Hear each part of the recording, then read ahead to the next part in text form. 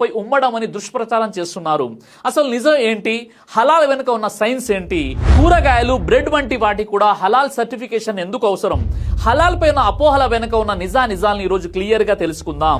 హలాల్ అంటే అరబిక్ భాషలో అనుమతించబడినది, పర్మిటెడ్ లేదా చట్టబద్ధమైనదని అర్థం. ఇస్లాం ధర్మం ప్రకారం ఒక వ్యక్తి చేసే పనులు, మాట్లాడే మాటలు, సంపాదించే విధానం మరియు తినే ఆహారం దైవ నియమాలకు అనుగుణంగా ఉండడాన్నే హలాల్ అని అంటారు. దీనికి విరుద్ధమైన పదం హరాం, అంటే ఇస్లాంలో నిషిద్ధమైన పనులు అని అర్థం. హలాల్ అనేది కేవలం ఆహారానికి మాత్రమే పరిమితం కాకుండా మనిషి యొక్క ప్రవర్తనను, క్రమశిక్షణను మరియు శారీరక ఆధ్యాత్మిక ఆరోగ్యాన్ని మెరుగుపరిచే ఒక జీవన విధానం. ముస్లింలు తమ దైనందిన జీవితంలో చేసే ప్రతి పని పవిత్రంగా ఉండాలనే ఉద్దేశంతో ఈ నియమాలను పాటిస్తారు. అయితే ఆహార సంబంధిత హలాల్ నియమాలు కేవలం ఏమి తినాలి అనే దానితో పాటు ఆ ఆహారాన్ని ఎలా సంపాదించారు అనే దానిపై కూడా ఆధారపడి ఉంటాయి. ఖురాన్ మరియు ప్రవక్త ముహమ్మద్ సల్లల్లాహు అలైహి వసల్లం వారి ప్రకారం పంది మాంసం, రక్తం, మద్యం మరియు అల్లా పేరు స్మరించకుండా వధించిన జంతువులను తినడం హరాం, అంటే నిషిద్ధం.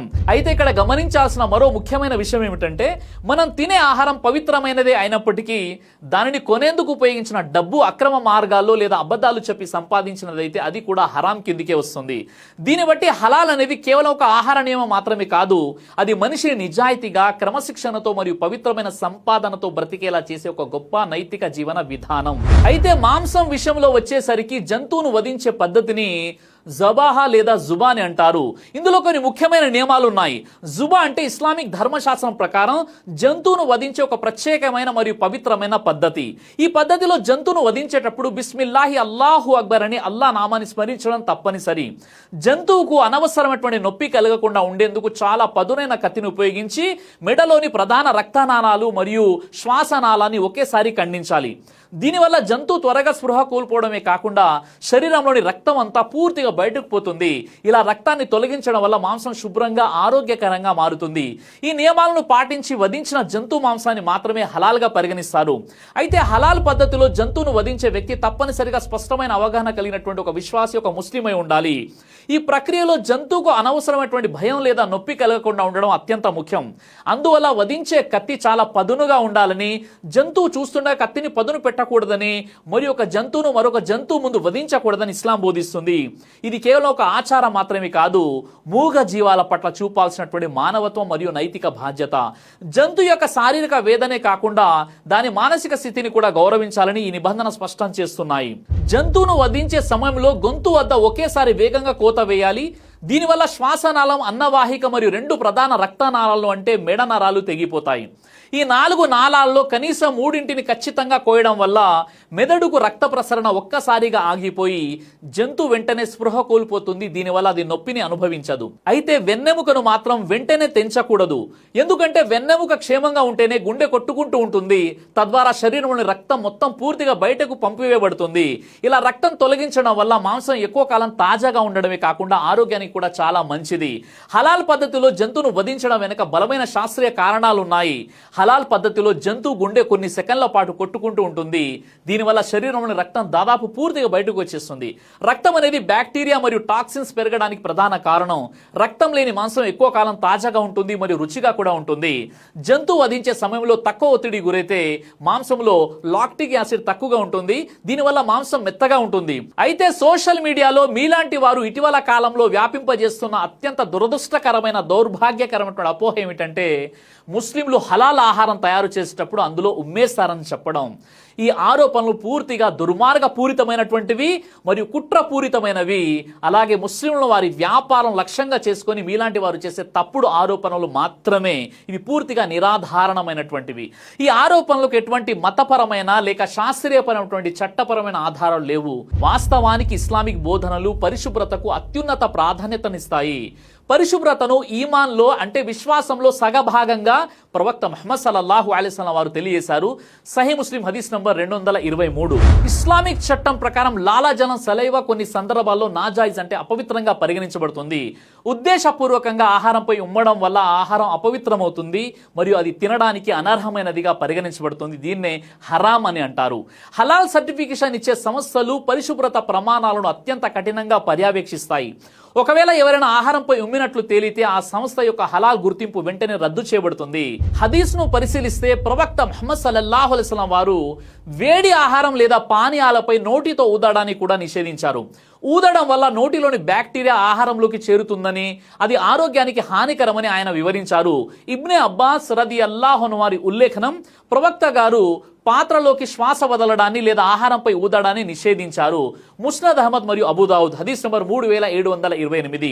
అబూ సైద్ అల్ ఖుద్రీ రదియల్లాహు వారి ఉల్లేఖనం, ఒక వ్యక్తి నేను పానీయంలో ఏదైనా నలకను చూస్తే ఏం చేయాలని అడిగినప్పుడు ప్రవక్త గారు దానిని పక్కకు పంపేయండి కానీ లోపలికి ఊదకండి అని చెప్పారు. తిరిమిజీ హదీస్ నంబర్ 1887. ఆధునిక శాస్త్రం ప్రకారం కూడా మనం గాలిని ఊదినప్పుడు విడుదలయ్యే కార్బన్ డైఆక్సైడ్ నీటిలోని అణువులతో చర్య జరిపి కార్బోనిక్ యాసిడ్ గా మారుతుంది. ఇది ఆరోగ్యానికి మంచిది కాదు. ఊదడమే నిషిద్ధమైన ధర్మంలో ఉమ్మడం అనేది సాధ్యం కాని పని. అయితే కొన్నిసార్లు ఖురాన్ ఆయతులు చదివి నీటిలో దమ్ చేస్తారు కదా, అదేంటి అనే డౌట్ రావచ్చు. ఖురాన్ ఆయతులు చదివి నీటిపై ఊదడాన్ని ఇస్లామిక్ పరిభాషలో దమ్ లేదా రుఖయ్యా, స్పిరిచువల్ హీలింగ్ అని పిలుస్తారు. ఇది ఆహారాన్ని చల్లబరచడానికి చేసే ఊదుడు కాదు. ఇక్కడ ఉద్దేశం అల్లా వాక్యాలోని శక్తి మరియు షిఫా ఆ నీటి ద్వారా వ్యక్తికి చేరాలని కోరుకోవడం. హదీసుల ప్రకారం ప్రవక్త ముహమ్మద్ సల్లల్లాహు అలైహి వసల్లం వారు అనారోగ్య సమయాల్లో కొన్ని సూరాలను చదివి తనపై లేదా ఇతరులపై దమ్ చేసేవారు. ఇందులో ఎటువంటి ఉమ్మి ఉండదు. కేవలం పవిత్రమైన ఖురాన్ ఆయతులు చదివిన తర్వాత వచ్చేటటువంటి సున్నితమైన గాలి మాత్రమే ఉంటుంది. జపాన్ శాస్త్రవేత్త మసారో ఎమాటో తన పరిశోధనలో నీటి అణువులు మనం పలికే మాటల ప్రకంపనలకు స్పందిస్తాయని చెప్పారు. కాబట్టి ఇది కేవలం ఒక ఆచారం మాత్రమే కాదు, అల్లాపై నమ్మకంతో చేసే ఒక రకమైనటువంటి ఆధ్యాత్మిక చికిత్స. ఇలా సోషల్ మీడియాలో వచ్చే కొన్ని వీడియోలను సరిగా అర్థం చేసుకోలేకపోవడం లేదా కొందరు కావాలని తప్పుడు సమాచారాన్ని వ్యాప్తి చేయడం వల్ల ఈ అపోహలు పుడుతున్నాయి. ముఖ్యంగా దువా అంటే ప్రార్థన చేసిన తర్వాత పవిత్రమైన గాలిని ఊదడం అనే ఆచారాన్ని చాలా మంది పొరపాటున ఉమ్మడమని ప్రచారం చేస్తున్నారు. ఇలాంటి తప్పుడు వార్తలు కేవలం మతాల మధ్య గొడవలు పెట్టడానికి మరియు హలాల్ వ్యాపారాలను దెబ్బతీయడానికి మాత్రమే పనికొస్తున్నాయి. ఆహారం మీద ఉమ్మడం అనేది ఏ మతంలోనూ ఉండదు. పైగా అది అసహ్యకరమైనటువంటి పని. ఇలాంటి అసత్య ప్రచారాలు నమ్మే ముందు వాస్తవాలను తెలుసుకోవడం చాలా ముఖ్యమైనటువంటి విషయం. ఈ విధంగా హలాల్ పద్ధతిలో జంతువులను వధించడం వల్ల మాంసం మరింత ఆరోగ్యకరంగా మరియు రుచికరంగా మారుతుందని సైన్స్ కూడా చెబుతుంది. దీనికి ప్రధాన కారణం శరీరంలోని రక్తం పూర్తిగా బయటకు పోవడం. రక్తం శరీరంలో ఉండిపోతే బ్యాక్టీరియా వేగంగా పెరిగి మాంసం త్వరగా పాడైపోయేలా చేస్తుంది.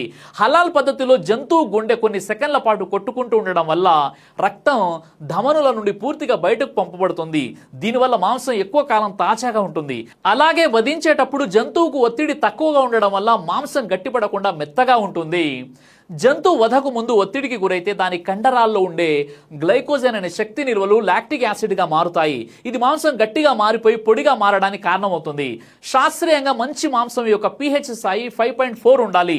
జంతువును వధించే సమయంలో ఎంత తక్కువగా విలవిలలాడితే అంత మెరుగైన pH స్థాయిని మనం పొందవచ్చు. హలాల్ పద్ధతిలో జంతువుకు కలిగే ఒత్తిడి ఇతర పద్ధతుల కంటే కనీసం 20% తక్కువగా ఉంటుందని కొన్ని అధ్యయనాలు చెప్తున్నాయి. ఈ ప్రక్రియ వల్ల మాంసంలో రక్తం ద్వారా చేరే టాక్సిన్లు మరియు యూరిక్ యాసిడ్ వంటి వ్యర్థ పదార్థాలు తొలగిపోతాయి. దీనివల్ల మాంసం సులభంగా జీర్ణమవుతుంది.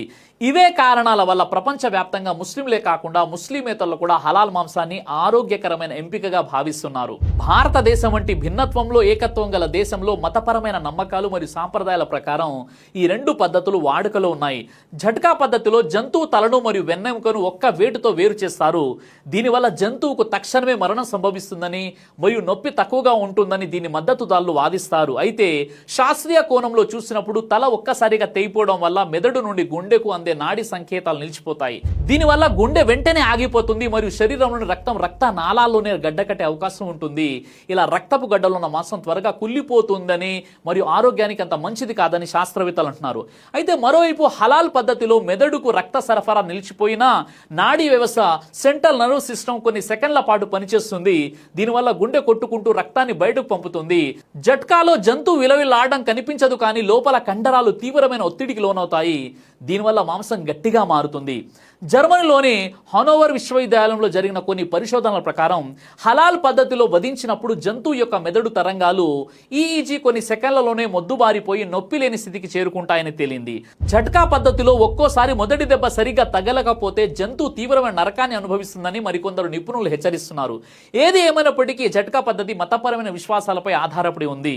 మరో విషయం ఏమిటంటే కూరగాయలు, పండ్లు, బియ్యం, బ్రెడ్ మరియు ఇతర శాకాహార ఉత్పత్తులకు హలాల్ సర్టిఫికేషన్ ఎందుకు అనే ప్రశ్న చాలా మందిని తొలిచివేస్తుంది. సాధారణంగా కూరగాయలు సహజంగానే హలాల్ కానీ నేటి పారిశ్రామిక ఆహార తయారీ ప్రక్రియలో అనేక రకాల కెమికల్స్ మరియు టెక్నాలజీని ఉపయోగిస్తున్నారు. ఇక్కడే హలాల్ సర్టిఫికేషన్ అవసరం ఏర్పడుతుంది. అనేక శాకాహార ఉత్పత్తుల్లో జంతువుల నుండి సేకరించినటువంటి రసాయనాలు లేదా ఎంజైమ్లను ఉపయోగిస్తారు. ఉదాహరణకు L-cysteine E920 ఇది బ్రెడ్ మరియు ఇతర బేకరీ ఉత్పత్తుల్లో పిండిని మెత్తగా చేయడానికి వాడతారు. ఇది